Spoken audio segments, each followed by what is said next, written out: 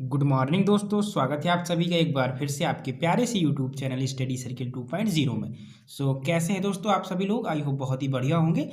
दोस्तों हम लोग स्टडी कर रहे हैं एप्लाइड केमिस्ट्री, ठीक है ना, जो आपका अनुप्रयुक्त रसायन है, ठीक है। इसकी हम स्टडी कर रहे हैं दोस्तों, और ये आपका पॉलीटेक्निक फर्स्ट सेमेस्टर का एक इंपॉर्टेंट सब्जेक्ट है, ये आप लोग ध्यान दीजिए, ठीक है।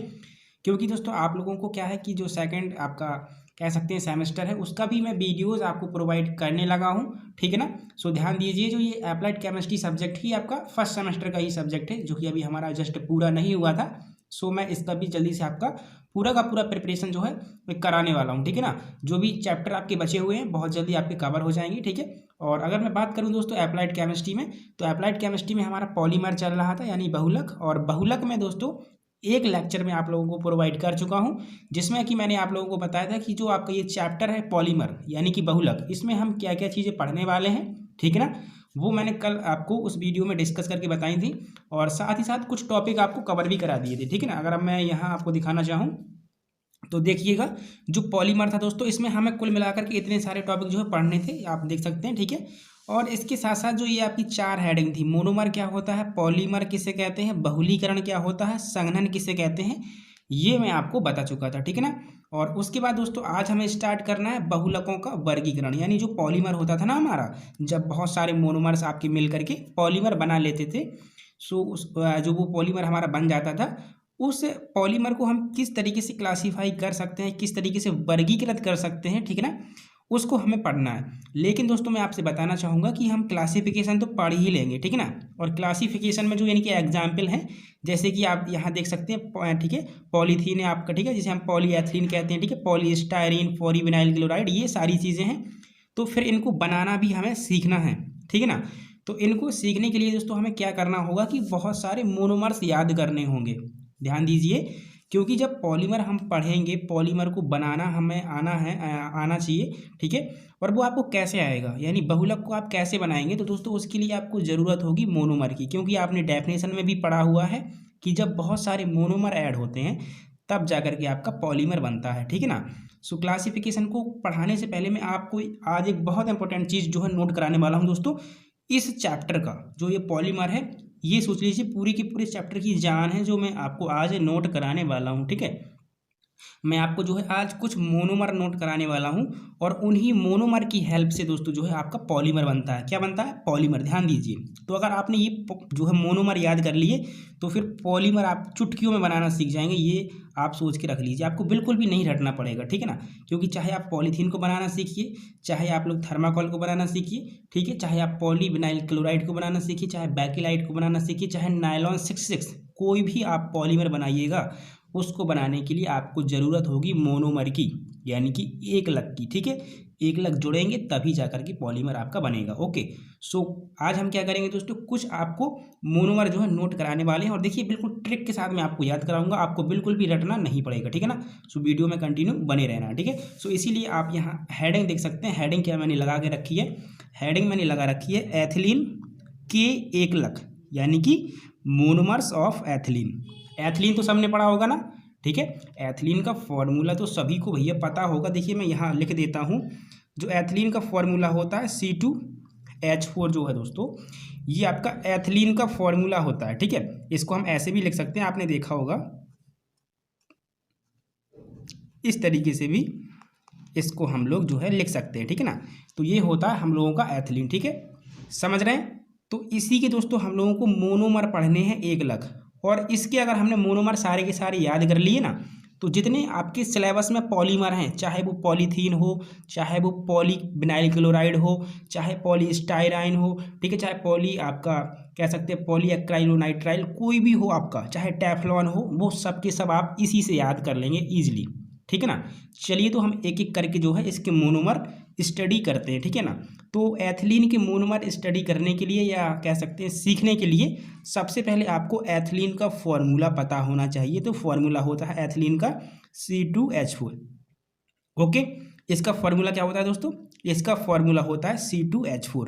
इसको अगर बॉन्ड के रूप में दिखाएंगे तो इसका स्ट्रक्चर ऐसे बनता है, सिंगल बॉन्ड के साथ H, सिंगल बॉन्ड के साथ यहाँ H, यहाँ डबल बॉन्ड से कार्बन कार्बन, और फिर सिंगल बॉन्ड से H, और सिंगल बॉन्ड से H आपका जुड़ा रहता है।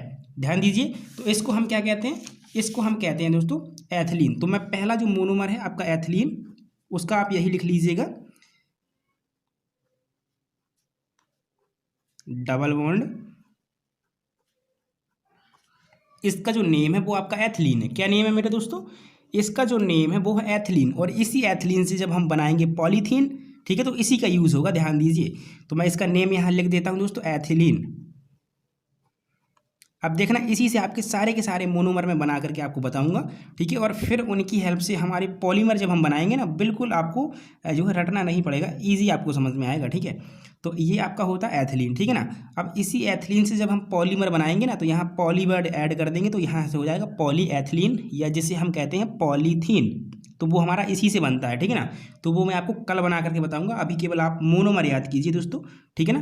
क्या याद कीजिए? मोनोमर, ठीक है। तो ये होता है एथिलीन। अब ध्यान दीजिए, इसका जो दूसरा मोनोमर हम बनाएंगे तो कैसे बनाएंगे? सिंपली करना क्या है, जो ये हाइड्रोजन है ना, इसको हटाते जाना है। देखिए मैं इस हाइड्रोजन को हटा देता हूँ दोस्तों। तो ये स्ट्रक्चर कुछ इस तरीके से थी, देखिए, डबल बॉन्ड, सिंगल बॉन्ड के साथ एच, और यहाँ दोस्तों ये जो बॉन्ड था ना, ये जो बॉन्ड था, यहाँ का मैंने हाइड्रोजन हटा दिया, और अगर मान लीजिए मैं यहाँ पे CH3 जोड़ देता हूँ, देखिए ये हाइड्रोजन मैंने हटा दिया, CH3 मैंने जोड़ दिया, तो दोस्तों ये बन गया प्रोपलीन। क्या बन गया आपका? प्रोपलीन बन गया, ठीक है।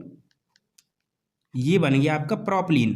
ध्यान दीजिए, एथिलीन से हमारा बन गया दूसरा मोनोमर, जिसे हम कहते हैं प्रोपलीन। अब प्रोपलीन से जब हम पॉलीमर बनाएंगे तो क्या आपका कह सकते हैं मोनोमर, ये जो मोनोमर है इससे कौन सा पॉलीमर बनेगा? तो पॉली वर्ड यूज़ कर लीजिए, तो आपका बन जाएगा पॉलीप्रोपलीन, ठीक है। तो इससे हमारा ये कंप्लीट हो गया, ठीक है। इसके बाद दोस्तों तीसरा जो आपको मोनोमर याद करना है, तो देखिए इसी से बनेगा। फिर से ये हाइड्रोजन हटा दीजिए और यहाँ जोड़ दीजिए Cl। तो ये कार्बन, डबल बॉन्ड से यहाँ एक हाइड्रोजन, ये डबल बॉन्ड, ये एक आपका हाइड्रोजन, यहाँ दोस्तों जोड़ दीजिए Cl। तो ये बन जाता है आपका विनाइल क्लोराइड। इसे हम कहते हैं विनाइल क्लोराइड, विनाइल क्लोराइड। इसे दोस्तों हम क्या कहते हैं? विनाइल क्लोराइड, ठीक है, विनाइल क्लोराइड। ओके, तो देखिए मैंने 3 मोनोमर आपको याद करा दिए। कौन कौन सा? पहला एथिलीन, C2H4, ठीक है ना। इसके बाद अगर प्रोपलीन बनाना है तो इस हाइड्रोजन की जगह CH3 जोड़ दीजिए, ठीक है। तो क्या बन जाएगा आपका? प्रोपलीन बन जाएगा, ठीक है ना। फिर अगर इसी हाइड्रोजन की जगह Cl जोड़ देंगे तो बन जाएगा विनाइल क्लोराइड। अभी आपको पढ़ने को मिलेगा पॉलीविनाइल क्लोराइड, तो इसी से बनेगा वो मेरे दोस्तों, ठीक है, समझ गए। चलिए इसके साथ ही साथ अगला आप इसका मोनोमर याद कर लीजिए। तो जो अगला मोनोमर है, देखिए इसी हाइड्रोजन की जगह, जहाँ ये हाइड्रोजन था ना, इसी की जगह C6H5 जोड़ दीजिए। तो कैसे जोड़ेंगे? ये तो डबल बॉन्ड से था, यहाँ हाइड्रोजन, यहाँ हाइड्रोजन, यहाँ हाइड्रोजन, और यहाँ जोड़ना है C6H5, C6H5। तो ये जो बन जाएगा, ये बन जाएगा आपका स्टायरीन। इसको दोस्तों हम बोलते हैं स्टायरीन। क्या बोलते हैं? स्टायरीन। ध्यान दीजिए, अभी आपको पढ़ने को मिलेगा पॉलीस्टायरीन, तो वो इसी से बनेगा, ठीक है।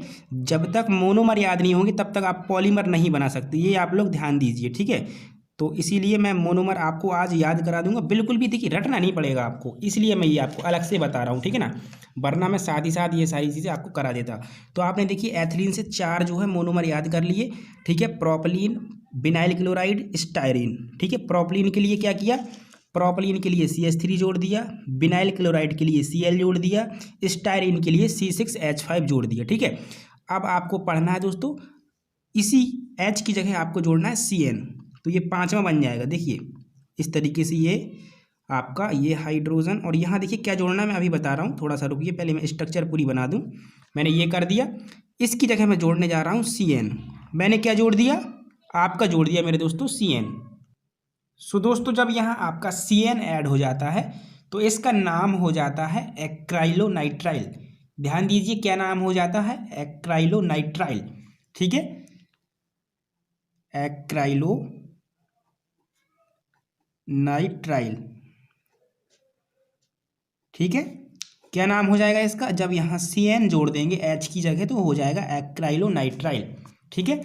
चलिए मैं इसको लिख देता हूँ, एक्राइलोनाइट्राइल, नाइट्राइल, यहाँ टी ऐड कर लीजिए, TRILE, ठीक है ना, एक्राइलोनाइट्राइल। ध्यान दिया, देखिए हमने कितने बढ़िया तरीके से जो है 4 से 5 मोनोमर याद कर लिए केवल एक फॉर्मूले से। देखिए केवल एथिलीन का जो फॉर्मूला था वो मैंने आपको यहाँ बताया था, C2H4 ये इसका फॉर्मूला था। इसके बाद इस हाइड्रोजन को हटाते जाना है, ठीक है ना। पहले इसका नाम था एथिलीन, जब ये हाइड्रोजन हटा करके CH जोड़ दिया तो हो गया प्रोपलीन। इसके बाद जब यहाँ Cl जोड़ दिया तो हो गया विनाइल क्लोराइड, ठीक है। जब यहाँ C6H5 जोड़ दिया तो हो गया स्टायरीन, ठीक है। और जब यहाँ Cn जोड़ दिया तो क्या बन गया, तब बन गया एक्राइलोनाइट्राइल। अब आपके सिलेबस में पॉलीमर दिए हैं, poly acrylonitrile, poly styrene, poly vinyl chloride, ठीक है ना। इसके बाद पॉली एथिलीन, पॉली प्रोपलीन, तो इन्हीं से बनेगा। जब ये आपको मोनोमर याद नहीं होंगे तब तक आप जो है इनको नहीं बना सकते, ध्यान दीजिए। सो इसलिए मैंने ये आपको यहाँ पे नोट करा दिए बिल्कुल बढ़िया तरीके से, ठीक है ना। एक और आप यहाँ नोट कीजिए दोस्तों, छठवां जो है उसको आप और नोट कीजिए, ठीक है ना। ये क्या है, देखिए अब आपको करना क्या है, अभी हम केवल एक हाइड्रोजन को हटाते थे, अब आपको दोस्तों चारों हाइड्रोजन हटा देना है, ठीक है ना। यहाँ से चारों हाइड्रोजन हटा दीजिए, मैंने यहाँ का हटा दिया, यहाँ का हटा दिया, यहाँ का भी, ठीक है। यहाँ पे जोड़ देना है फ्लोरीन, ठीक है। ये आपको इतना कर देना है, ठीक है ना। तो ये बन गया, देखिए 4 बार फ्लोरीन आ गया तो हो जाएगा टेट्रा, टेट्रा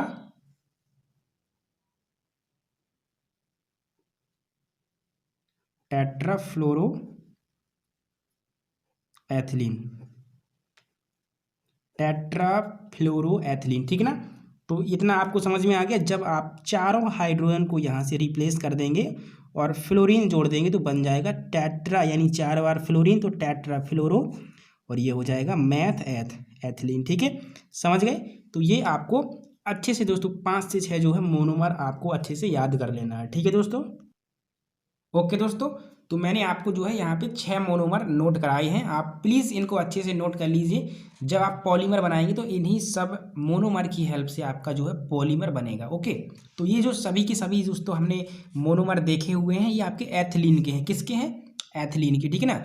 समझ में आ गया, कुछ भी नहीं किया, एक बार CH3 जोड़ा तो प्रोपलीन बन गया, जब Cl जोड़ा तो विनाइल क्लोराइड बन गया, जब C6H5 जोड़ा तो स्टायरीन बन गया, और Cn जोड़ा तो एक्राइलोनाइट्राइल, और जब चारों हाइड्रोजन की जगह हमने फ्लोरीन जोड़ा तो हमारा टेट्राफ्लोरो एथिलीन बन गया। क्या बन गया,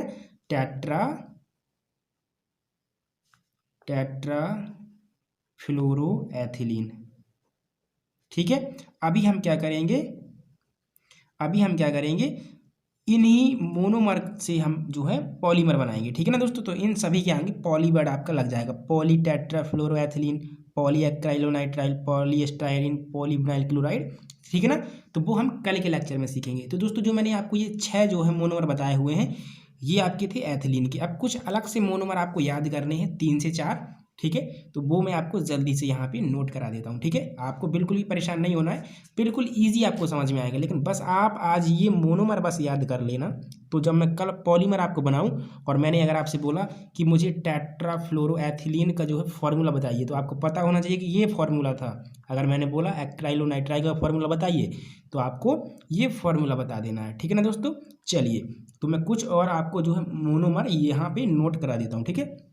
तो आप यहाँ पे नोट कर लीजिए अगला, फॉर्मेल्डिहाइड, HCHO, ठीक है ना।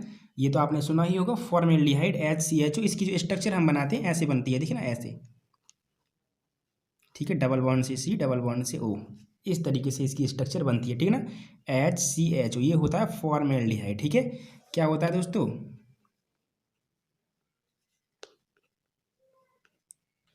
फॉर्मेल्डिहाइड, ठीक है ना। सुना होगा आप लोगों ने फॉर्मेल्डिहाइड HCHO, तो इसकी ज़रूरत पड़ेगी हमें, ठीक है। और ये मोनोमर हमारा जो है बनेगा जब हम कोई पॉलीमर बनाएंगे तब। इसके बाद 8वां आपको दोस्तों फिनॉल याद करना है, C6H5OH, इस तरीके से इसकी स्ट्रक्चर होती है। ये प्लीज़ करके याद कर लीजिए अगर आप लोग चाहते हैं कि पॉलीमर जो ये चैप्टर है आपका अच्छे से आपको समझ में आए और जो क्वेश्चन आते हैं वो आप बिल्कुल भी छोड़ करके ना आए, तो प्लीज़ इनको याद करना होगा, ठीक है ना। इसको हम ऐसे भी लिख सकते हैं, C6H5OH, ये आपका फिनॉल का फॉर्मूला होता है। इसका नाम मैंने क्या बता दिया, फिनॉल। ओके, समझ गए। ये C6H5OH होता है, ठीक है। इसकी स्ट्रक्चर अगर दोस्तों मैं डिटेलिंग में बना करके बताऊं तो थोड़ा सा ध्यान दीजिएगा, क्योंकि कल इसका जो स्ट्रक्चर है वो आपका यूज़ होने वाला है। कब? कल इसका स्ट्रक्चर आपका यूज़ होगा। तो मैं इसकी स्ट्रक्चर अगर बनाऊंगा दोस्तों तो ऐसे बनेगी, देखना इस तरीके से बॉन्ड के रूप में दिखाऊंगा। मैं आपको इस तरीके से समझाना चाहता हूँ ताकि आप इसको बिल्कुल भी रटें ना, ठीक है ना। रटेंगे तो बहुत जल्दी भूल जाएंगे, ठीक है ना। तो मैं बिल्कुल एकदम ऐसे समझाऊंगा कि कहाँ से कौन सा बॉन्ड टूटा, कहाँ हाइड्रोजन जोड़ा, कहाँ कार्बन, आपको बिल्कुल भी रटना ना पड़े, ठीक है ना। समझ रहे हैं। यहाँ हाइड्रोजन इस तरीके से होता है, यहाँ इस तरीके से। स्ट्रक्चर तो सभी को बनाना आता होगा मेरे हिसाब से, ठीक है ना। इतना ज़्यादा ये हार्ड नहीं होता है, ठीक है। अब यहाँ आप बॉन्ड जोड़ दीजिए इस तरीके से। आप यहाँ से भी स्टार्ट कर सकते हैं। ये देखिए, ये इस तरीके से इसका स्ट्रक्चर होता है फिनॉल का, ठीक है ना। समझ गए। ये OH यहाँ पे सिंगल बॉन्ड से कार्बन, फिर डबल बॉन्ड से यहाँ ये। अब गिन लीजिए, C6H5 मतलब कार्बन 6 होने चाहिए और हाइड्रोजन भी 6 और ऑक्सीजन 1। तो 1 2 3 4 5 6 आपके हाइड्रोजन हो गए और आप कार्बन देखिए 6 होंगे, 1 2 3 4 5 6 और ऑक्सीजन 1। और बॉन्डिंग भी कहीं गलत नहीं है, देखिए ऑक्सीजन 2 बॉन्डिंग से होता है तो 2 है, कार्बन का 4 से, तो 4 से यहाँ भी 4 से, यहाँ भी 4 से, यहाँ भी 4 से, यहाँ भी 4 से और ये भी 4 से। तो ये स्ट्रक्चर आप ध्यान देना, ठीक है। मैं अगर ये स्ट्रक्चर कल बनाऊंगा तो आप बिल्कुल भी परेशान नहीं होना। जब मैं आपको नायलॉन 6 बनाना बताऊंगा तो वहाँ मैं इसका यूज़ जो है आपको बताऊंगा। सॉरी, बैकेलाइट में इसका यूज़ होता है फिनॉल का, तो वहाँ पर आप इसको देखेंगे, ठीक है ना। तो आपको ये 8वां जो है मोनोमर याद हो गया होगा। जो 8वां मोनोमर था फिनॉल C6H5OH, C6H5OH, और ये होता है फॉर्मेल्डिहाइड HCHO, ठीक है। अब 2 एसिड और आपको याद करने, तो मैं जल्दी से आपको बता देता हूँ, ठीक है। एक एडिपिक एसिड है और एक हेक्सामेथिलीन डाइएमीन है, तो वो भी मैं जल्दी से अगले पेज में नोट कर देता हूँ क्योंकि वो यहाँ पे नहीं आएंगे। ओके, चलिए दोस्तों अब देखते हैं 9वां मोनोमर, ठीक है ना। तो 9वां है आपका दोस्तों adipic acid, adipic acid.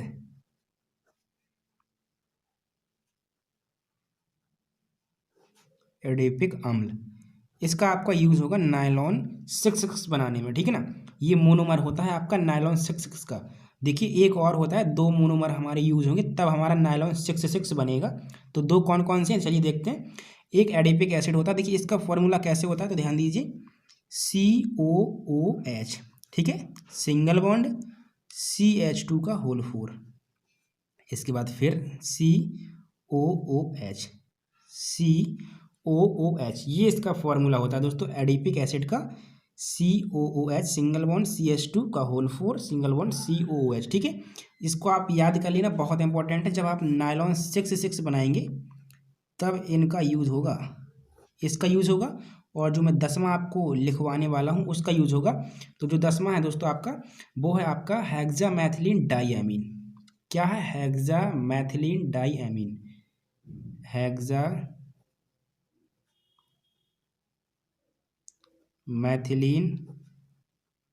Diamine. इसका नाम अगर आपको याद है तो फॉर्मूला ईजिली याद हो जाएगा। हेक्सामेथिलीन मतलब 6 बार मैथिलीन, तो मैथिलीन मतलब CH2 कितनी बार? 6 बार। हेक्सा मतलब 6 बार, डाई मतलब 2 बार, एमीन मतलब NH2, ठीक है। 2 बार आपका यहाँ पे NH2 आ जाएगा। ओके दोस्तों, चलिए 2 का मतलब ही तो डाई होता है। देखिए हेक्सामेथिलीन डाई मतलब 2 बार और एमीन मतलब NH2, तो ये इसका फॉर्मूला होता है। तो अब आपको मैं फिर से एक बार जो है सारे के सारे मोनोमर एक अलग जो है याद दिला देता हूँ, ठीक है। आपको बिल्कुल भी रटना नहीं है दोस्तों, ठीक है। जो मैंने मैथिलीन के आपको 5 से 6 बताए थे वो तो आपको पता ही होगा। हाइड्रोजन हटाते जाओ और वहाँ जो भी जोड़ेगा उसके हिसाब से नेमिंग उसकी हो जाएगी। और बस ये 2 आपको मेरे हिसाब से याद करना पड़ेगा। एडिपिक एसिड का फॉर्मूला ये होता है और हेक्सामेथिलीन डाइएमीन इसका फॉर्मूला ये होता है, ठीक है। इन दोनों का यूज़ होगा जब हम लोग बनाएंगे नायलॉन 6। ओके दोस्तों, चलिए तो जल्दी से छोटा सा रिवीजन ले लेते हैं, ठीक है। बहुत ही छोटा वीडियो मैंने बनाया है, 19 से 20 मिनट का ही हो पाएगा, ज़्यादा बड़ा नहीं हो पाएगा। तो एथिलीन का फॉर्मूला ये होता है C2H4। मैंने इसका बॉन्डिंग एकदम खोल करके दिखा दिया ताकि आपको कन्फ्यूजन ना हो, अच्छे से समझ में आए, ठीक है। तो ये एथिलीन है, इससे बनाएंगे हम पॉलीएथिलीन मतलब पॉलीथीन। प्रोपलीन बनाना है तो इस हाइड्रोजन की जगह CH3 लगा दीजिए, आपका प्रोपलीन बन जाएगा। इससे हम बनाएंगे पॉलीप्रोपलीन, जो हमारा एक पॉलीमर होता है, ठीक है। अगर हम Cl जोड़ देंगे तो बन जाएगा विनाइल क्लोराइड, और इससे हम बनाएंगे पॉलीविनाइल क्लोराइड, ठीक है दोस्तों, समझ गए। चलिए, ये है आपका स्टायरीन। स्टायरीन कब बनता है? जब यहाँ हाइड्रोजन की जगह C6H5 आप जोड़ देंगे तो स्टायरीन बन जाएगा। इससे हम बनाएंगे पॉलीस्टायरीन, ओके। इसके बाद यहाँ मैंने जोड़ दिया Cn, ठीक है, साइनाइड, तो ये बन जाएगा एक्राइलोनाइट्राइल, एक्राइलोनाइट्राइल। इससे हम बनाएंगे पॉली एक्राइलोनाइट्राइल। और अगर आपको यहाँ चारों हाइड्रोजन को हटा करके फ्लोरीन जोड़ना पड़ जाए तो इसका नेमिंग हो जाएगा टेट्राफ्लोरोएथिलीन। टेट्रा मतलब 4 बार, ठीक है, डाई ट्राई टेट्रा, टेट्रा और फ्लोरीन तो फ्लोरो, और मैथ एथिलीन, ठीक है ना, समझ गए। चलिए, अभी IUPAC नेमिंग पढ़ाएंगे तो वहाँ आपको सारी नेमिंग अच्छे से आ जाएंगी, ठीक है ना। तो ये टेट्राफ्लोरोएथिलीन हो जाएगा। और फिर मैंने ये आपको अलग से बताया, देखिए यहाँ जो 6 हैं आपकी, ये तो एथिलीन से ही बनेंगे पूरे के पूरे, लेकिन ये थोड़ा सा याद करने पड़ेंगे। तो ये फॉर्मेल्डिहाइड था, HCHO, इसकी स्ट्रक्चर ऐसी होती है, ध्यान देना। अभी जब पढ़ाएंगे आगे तो इसी तरीके से स्ट्रक्चर आपको बना करके बताएंगे, कैसे बॉन्ड टूटा, कौन सा बॉन्ड टूटा, सारी चीज़ें बताएंगे, रटना नहीं पड़ेगा बस। ये फिनोल का होता है, ठीक है, OH C6H5OH, ठीक है ना। इसको ऐसे भी लिख देते हैं कहीं कहीं C6H6O, तो कोई दिक्कत नहीं होनी चाहिए, क्योंकि ये 5 और ये 6 आपका हो गया यहाँ पे C6H6, ठीक है ना, समझ गए। और स्ट्रक्चर इसका बनाएंगे तो ऐसे हम बनाएंगे, ठीक है ना, ध्यान देना। ऐसे इसका स्ट्रक्चर जो है, देख लीजिए, ऐसे इसका स्ट्रक्चर जो है बनता है। ये वही स्ट्रक्चर है, आपको मैंने खोल करके दिखा दिया पूरा का पूरा, ठीक है। इसके बाद जो 9वां है वो है आपका एडिपिक एसिड। तो ये एडिपिक एसिड हो गया, ध्यान दीजिए आपका, ठीक है, COOH, फिर CH2 का होल 4, फिर COOH, और ये होता है हेक्सामेथिलीन डाइएमीन। तो 6 बार ये मैथिलीन तो हेक्सामेथिलीन, और 2 बार एमीन तो डाइएमीन। तो ये इसका नेमिंग आपका हो गया, ठीक है। तो आई होप इतनी चीज़ें आपको बहुत अच्छे से समझ में आई होंगी जितनी मैंने इस लेक्चर में आपको बताई है। मैंने इसमें कुछ नहीं किया, केवल और केवल आपको मोनोमर जो है लिखवाए हुए हैं। कुछ मोनोमर मैंने आपको बताया है, वो भी 10, ठीक है ना। तो अब इन्हीं मोनोमर की हेल्प से जब हम कल पॉलीमर बनाएंगे ना, क्या बनाएंगे दोस्तों, पॉलीमर, तो इन्हीं मोनोमर का यूज़ होगा, क्योंकि मोनोमर ही तो जुड़ करके पॉलीमर बनाते हैं। तो मोनोमर अगर याद नहीं होंगे तो आपको पॉलीमर बिल्कुल समझ में नहीं आएगा। इसलिए मैंने आज ये नोट करा दिए, बस कल तक याद कर लेना, ठीक है। और कल जो लेक्चर मिलेगा और फिर वहाँ जब पॉलीमर बनाएंगे तो ये इनका बहुत ज़्यादा आपका यूज़ होने वाला है, ठीक है। तो लेक्चर कैसा लगा ज़रूर बता दीजिए दोस्तों, और पसंद आया तो लाइक भी करना है, दोस्तों के साथ इसको शेयर भी करना है, ओके। और सारे नोट कर लीजिए, बहुत इंपॉर्टेंट है दोस्तों सारे के सारे। और यहाँ से क्वेश्चन तो 100% आता ही आता है, ठीक है। तो आपका जब एग्जाम करीब आएगा तो इसका भी मैं इंपॉर्टेंट क्वेश्चंस का कलेक्शन आपको प्रोवाइड कर दूंगा, ओके। और सेकंड सेमेस्टर की प्रिपरेशन भी स्टार्ट हो गई है, तो मैक्सिमम से मैक्सिमम स्टूडेंट्स को जोड़िए, ठीक है ना, और उन्हें बताइए इसके बारे में, ठीक है, ताकि हमें भी मोटिवेशन मिल सके और हमारा भी पढ़ाने में आपको जो है मन लगा रहे, ठीक है ना। हम जो है बोर ना हो, क्योंकि अगर आपकी क्वांटिटी कम रहेगी, ठीक है ना, वीडियोज़ पर व्यूज़ नहीं आएंगे तो फिर हमें जो है एक अलग सी फीलिंग आने लगेगी, है ना, कि आप लोग या तो इंटरेस्टेड नहीं है, ठीक है, या मेरे द्वारा पढ़ाया गया आपको समझ में नहीं आ रहा है, ठीक है। तो ऐसा ना होने दें, आप अपना प्यार और सपोर्ट बना रखें, ठीक है। चलिए, तो फिर मिलते हैं दोस्तों नेक्स्ट लेक्चर में। Thank you and thanks for watching.